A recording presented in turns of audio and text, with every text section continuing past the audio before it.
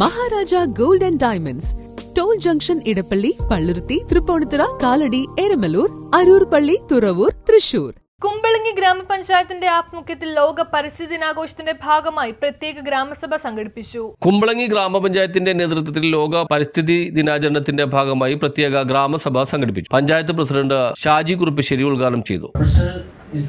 മാറ്റി സംരക്ഷിച്ച് കൊണ്ടുപോകുന്നതിന്റെ ഒരു ഭാഗം കൂടിയാക്കി ഇന്നത്തെ ഈ പരിസ്ഥിതി ദിനത്തിന്റെ പ്രത്യേകത മാറണം. നമുക്ക് ഈ ഫ്രൂട്ട് സ്ട്രീറ്റ് പദ്ധതി 100% യാഥാർത്ഥ്യമാക്കുന്നതിനുള്ള പ്രവർത്തനങ്ങളിൽ നിങ്ങൾ ഓരോരുത്തരും തയ്യാറാകണമെന്ന് മാത്രം പറഞ്ഞുകൊണ്ട് ഈ ജനസഭയുടെ പ്രത്യേക ഗ്രാമസഭയുടെ പ്രവർത്തനങ്ങൾക്ക് എല്ലാവിധ ഭാവങ്ങളും നേരുന്നു. നമ്മുടെ ഫ്രൂട്ട് സ്ട്രീറ്റ് പദ്ധതിയുടെ ഔദ്യോഗിക ഉദ്ഘാടനം MLA വന്നതിന് ശേഷം നമുക്ക് പഞ്ചായത്ത് അംഗങ്ങളും വിവിധ വകുപ്പ് ഉദ്യോഗസ്ഥരും ചടങ്ങിൽ പങ്കെടുത്തു. മാംസത്തിന്റെ അകത്തും ഇത് വന്ന് ഡെപ്പോസിറ്റ് ചെയ്യും. നമ്മൾ എന്താ കഴിക്കുന്നത്? ഈ ഫിഷിനെയാണ്, ഈ മത്സ്യത്തിനെയും മാംസത്തിനെയും. ഇതുപോലെ പശുക്കള് നമ്മുടെ വേസ്റ്റ് അലക്ഷ്യമായി വലിച്ചെറിയുമ്പോ ഈ പശുക്കളും മീനുകളും എല്ലാം ഭക്ഷണം കഴിക്കുന്നത് ഈ പ്ലാസ്റ്റിക് അടങ്ങിയ സാധനങ്ങളാണ് അവർ കഴിക്കുന്നത്. ഇത് നമ്മള് മത്സ്യം കഴിക്കുമ്പോൾ അല്ലെങ്കിൽ ബീഫ് കഴിക്കുമ്പോൾ അല്ലെങ്കിൽ ചിക്കൻ കഴിക്കുമ്പോൾ ഈ സാധനം നമ്മുടെ ശരീരത്തിൽ വന്ന് ഡെപ്പോസിറ്റ് ചെയ്യണം. അതിന് നമ്മൾ സയന്റിഫിക്കലി പറയുന്ന ടേമാണ് ബയോമാഗ്നിഫിക്കേഷൻ.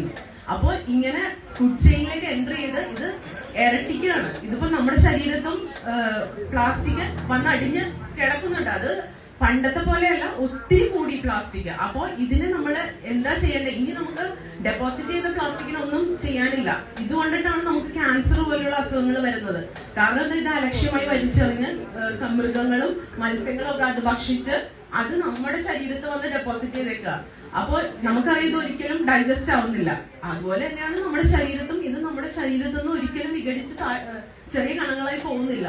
അങ്ങനെയാണ് നമുക്ക് ഈ ക്യാൻസർ അങ്ങനെയുള്ള അസുഖങ്ങൾ വരുന്നത്. അപ്പം നമുക്ക് ഇതിന്റെ ഇമ്പോർട്ടൻസ് എന്താണെന്ന് മനസ്സിലാക്കി ഇപ്പൊ തന്നെ നമുക്ക് അതിനു വേണ്ടിയിട്ടുള്ള ചെറിയ ഇനിഷ്യേറ്റീവ്സ് നമ്മൾ സ്റ്റാർട്ട് ചെയ്യണം.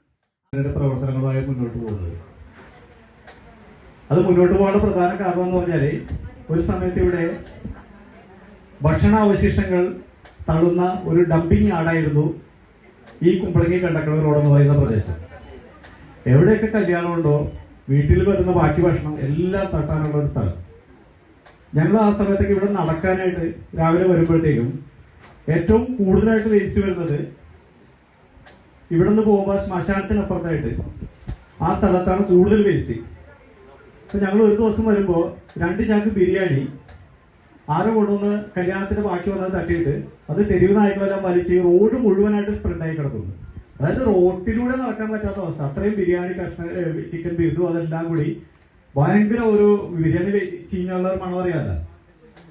അപ്പൊ അങ്ങനെ നോക്കി കഴിയുമ്പോഴത്തേക്കും ഞങ്ങള് നടക്കാൻ പോകുന്ന കുറച്ച് ആൾക്കാർ തീരുമാനിച്ചു ഇതിങ്ങനെ വിട്ടാൽ പറ്റില്ല, ഇവിടെ മാലിന്യം തള്ളുന്നവരെ പിടികൂടി ശിക്ഷിക്കാനുള്ള ഒരു നടപടി ഉണ്ടാവണം. അപ്പൊ അങ്ങനെയാണെന്നുണ്ടെങ്കിൽ ഞങ്ങള് കാവല് നിൽക്കാനൊക്കെ തീരുമാനിച്ചു. കുറച്ച് ആൾക്കാരായി അങ്ങനെ ഞങ്ങൾ പഴങ്ങാട് പള്ളി ഗ്രൗണ്ടില് ഒരു ചെറിയൊരു മീറ്റിംഗ് കൂടി. അതാണ് ഈ ക്ലബിന്റെ തുടക്കം. അത് അന്ന് പേരൊന്നുമില്ല, പിന്നെ ഞങ്ങളൊരു പേരിട്ടു, നേച്ചർ ക്ലബ്ബ് കുമ്പളങ്ങി. അങ്ങനെയാണ് ഈ സംഘടന തുടങ്ങിയത്. News bureau, Kumbalangi.